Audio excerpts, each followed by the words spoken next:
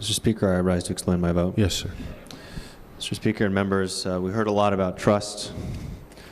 There was a talk earlier about our systems based on trust. Trust us to come down here no matter where we get our funding from, and evidently no matter whatever level of transparency to disclosure we require. But that system, that feedback loop requires that people be able to know, people be able to kick us out of office if we don't do what's right. Bills like this and others make it harder for the public to kick us out when we're not doing a good job. So this whole idea that we can move forward and they can trust us without reasonable levels of transparency, I just don't get. And then there was talk about trust about this bill moving forward in the Senate or being fixed and some other bills. There was also, we're supposed to have trust that the non-elected partisan who wrote the bill is going to give us a bill next year to have provisions for enforcement. Never saw that. I don't even know what that's about. So I don't have trust in that. We should not have trust in that. We should go back to what I said at the beginning.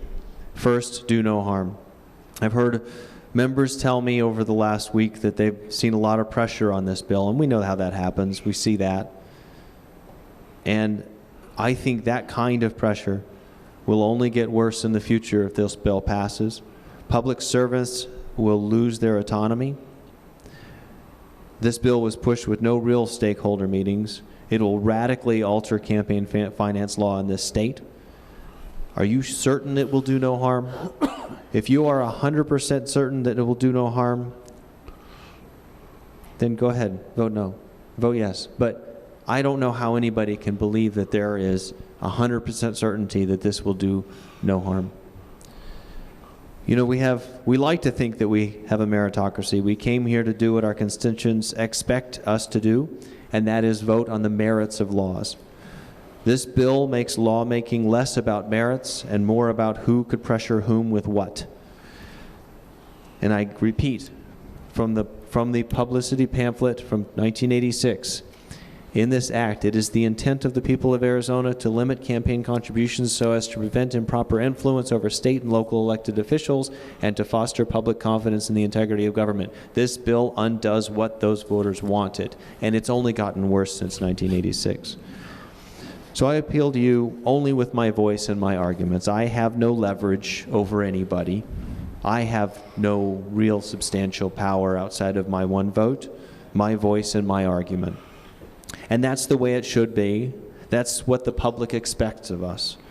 They find it repugnant that we could allow more dark money and the possibility of things like the Kingmaker provision, and a provision that would have let former Attorney General Tom Horne off the hook.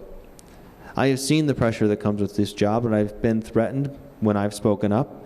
I've had certain utilities in the state put poles in the field in my district and hunt for opposition in my next campaign, possibly to send me a message. I know what that pressure is like. You know, I came back here after 12 years and with one promise to myself that I would stay here 2 years. I'd rather stay here 2 years and speak truth and truth to power than stay here for 20 years and compromise on the core values of elections, integrity, and transparent government. Compromise is good on many issues before us. I get that. But when it comes to the very core of our transparent electoral process, we cannot compromise, even if it means we don't come back next year.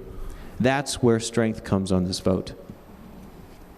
I have found that strength, and I hope you can too. I vote no.